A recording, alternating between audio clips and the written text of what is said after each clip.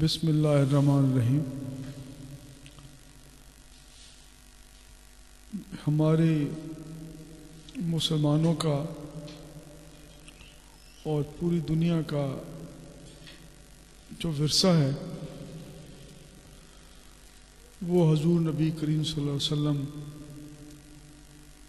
کی ذات کریمہ اور ان کا اسوہ حسنہ ہے۔ آج دنیا جو اپنی پریشانیوں اور مشکلوں کا حل ڈھونڈتی پھر رہی ہے تو اس کا حل ایک ہی اللہ کریم نے قرآن کریم میں بتایا ہے کہ لقد کان لکم فی رسول اللہ اسوۃ حسنہ، کہ تمہارے لیے حضور نبی کریم صلی اللہ علیہ وسلم کی زندگی بہترین نمونہ ہے۔ تو ہم جن مشکلات سے پریشانیوں سے نکلنا چاہتے ہیں، آج کی دنیا بہت ترقی کر گئی ہے اور ہم سمجھتے ہیں کہ پوری انسانی تاریخ میں انسان کو اس طرح قدرت نہیں حاصل ہوئی تھی دنیا کے اوپر، دنیا کے وسائل پہ جتنی اب ہے، لیکن جتنی پریشانیاں آج ہیں وہ پہلے کبھی اتنی نہیں تھی۔ اس کی وجہ یہ ہے کہ جو ذات مقدس اللہ تعالیٰ نے ہمارے لیے نمونہ بنا کے بھیجی، ہر چھوٹے سے چھوٹے اور بڑے سے بڑے کام کے لیے ہم نے ان کو بھلا دیا ہے، ان کی تعلیمات کو بھلا دیا ہے، ان سے سیکھنے کا راستہ چھوڑ دیا ہے۔ ایک بات جو رسول کریم صلی اللہ علیہ وسلم نے فرمائی تھی جب ایک شخص ان کے پاس گیا کہ حضور میں بہت برائیوں کا شکار ہوں اور میں ان سے بچنا چاہتا ہوں، تو مجھے بتائیں کہ میں برائیوں سے کیسے بچ سکتا ہوں۔ تو آپ صلی اللہ علیہ وسلم نے فرمایا کہ ایک ہی طریقہ ہے کہ سچ بولیں۔ تو جتنی برائیاں ہیں ان کی جڑ ہے جھوٹ بولنا، اور ان سے بچنے کا ایک ہی آپ صلی اللہ علیہ وسلم نے بالکل مختصر حل بتا دیا کہ سچ بولیں۔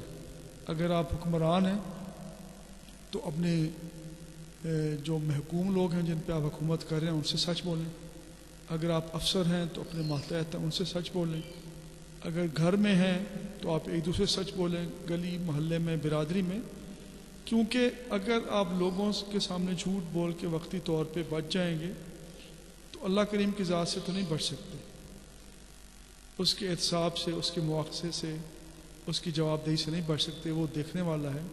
اور اگر آپ ایک جگہ پہ چھوٹ جائیں گے تو کسی نہ کسی اور جگہ پہ پکڑے جائیں گے۔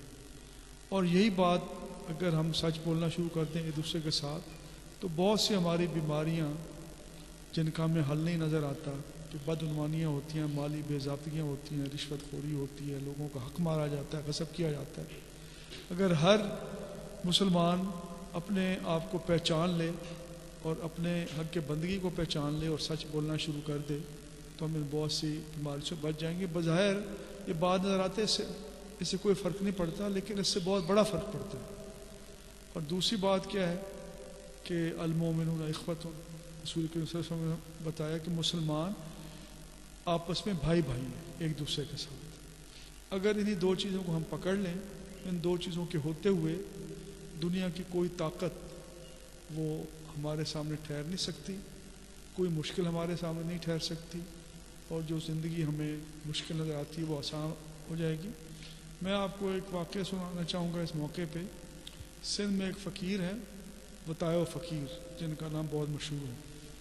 ان کے بارے میں کہا جاتا ہے کہ وہ سردیوں کے دن تھے، بہت سخت جاڑا تھا، تو وہ شام کو گھر آئے دیر سے، تو والدہ نے کہا کہ بھئی سارا دن کہاں گھومتے رہے ہو؟ تو انہوں نے کہا میں اوپر 7ویں آسمان پہ سیر کرنے کے لیے گیا ہوا تھا۔ انہوں نے کہا وہاں تو سنا ہے جنت دوزخ بھی ادھر ہے؟ انہوں نے کہا ہے۔ انہوں نے کہا آج کل جاڑا بہت ہے، ہمارے گھر میں آگ نہیں ہے جلانے کو، تو اگلی دفعہ جہنم سے کچھ آگ لے کے آؤ۔ اس نے کہا ٹھیک ہے۔ اگلی دفعہ جب بتایا گھر آیا تو ماں نے پوچھا کہ بیٹا تمہارا جانا ہوا 7ویں آسمان پہ؟ کہنے لگے ہاں۔ کہنے لگے ہمارے لیے آگ لے کے نہیں آئے؟ کہنے لگے میں جہنم میں گیا، وہاں پہ کوئی آگ نہیں تھی۔ انہوں نے کہا یہ کیسے ہو سکتا ہے؟ ہم نے تو کہا کہ جہنم میں دھڑا دھڑ آگ جل رہی ہے۔ کہنے لگے ہر کوئی اپنی آگ ساتھ لے کے جاتا ہے۔ تو یہ جو ہمارے اعمال ہیں وہی بنیاد بنیں گے کہ ہم آگے لے کے کیا جاتے ہیں۔ اس سے آج بدلیں گے تو آگے وہ چیز نہیں ہوگا، لیکن جنت و جہنم سے بڑھ کے جس مالک نے ہمیں بتایا ہے، اگر اس کے دیدار کی دل میں ہمارے خواہش ہے تو جو چیز وہ ہمیں پسند کرتا ہے اس پہ ہمیں چلنے کی کوشش کرنی چاہیے۔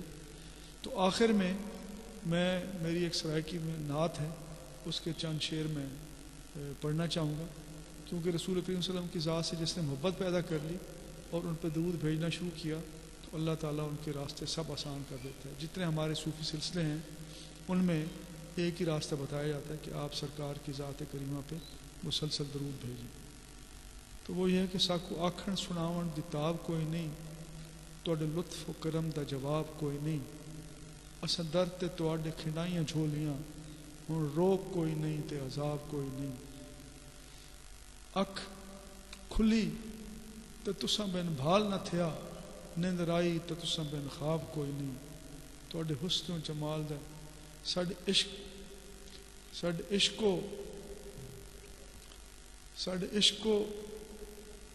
عشق محبت دی اخیر کوئی نہیں، تواڈے حسن و جمال دا جواب کوئی نہیں.